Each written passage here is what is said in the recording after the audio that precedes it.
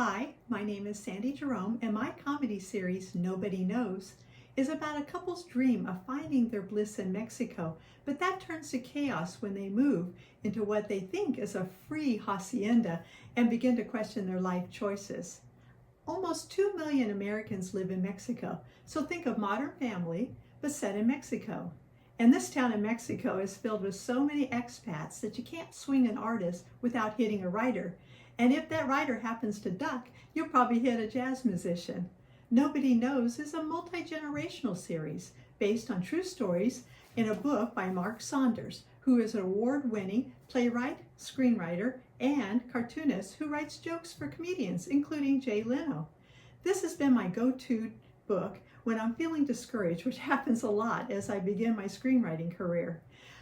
I knew that this book could be a TV series and convinced Mark to give me the option on it.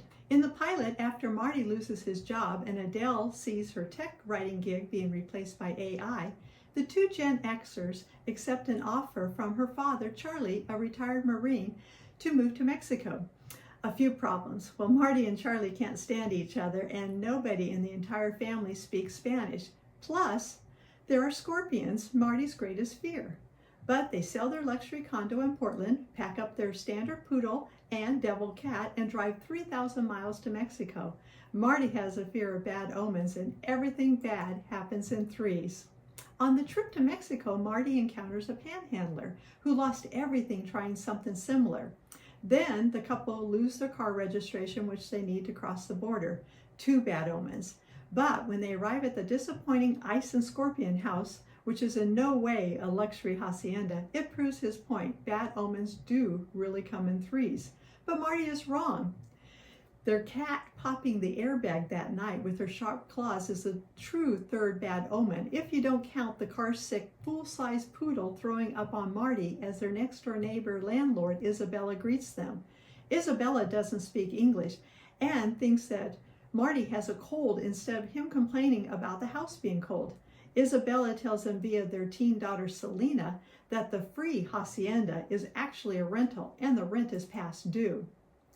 The story engine in the pilot is driven by Adele's goal to keep the peace between her husband and her father, and Marty's goal to survive the first 30 minutes after a scorpion attack and eventually return the family to Portland. Everything comes to a boil when Marty sees that panhandler again in the plaza, another bad omen. But when the man turns, it's Adele's father, and a little tiny girl runs to him yelling, "Papa, Papa."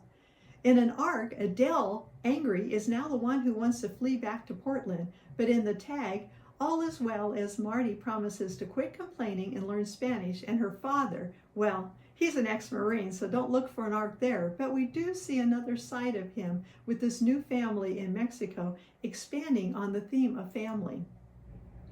Some of the comedy tone of the series comes through as Charlie and Marty fight to be the narrator, like John McEnroe in Netflix Never Have I Ever.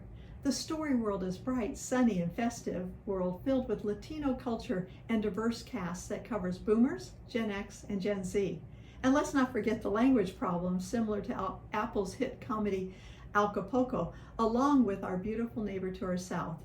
We have 2 main locations, their home and Gil's store, where people gather like in Cheers or Friends, and is so tightly packed with goods from pool supplies to pork rinds that the cockroaches have to stand upright to squeeze in. During the series, we find that Adele wants 2 things: to write a book about salt-tolerant crops and learn to make the world's best guacamole. Marty wants to make Adele happy and not be killed. They make some dreadful mistakes, learn 1 or 2 things about life, Mexico, and each other. The series is landscaped with prickly pear cactuses, dangerous potholes, lung-choking dust, firecrackers, car repairs, lost in translation, and lost in America moments.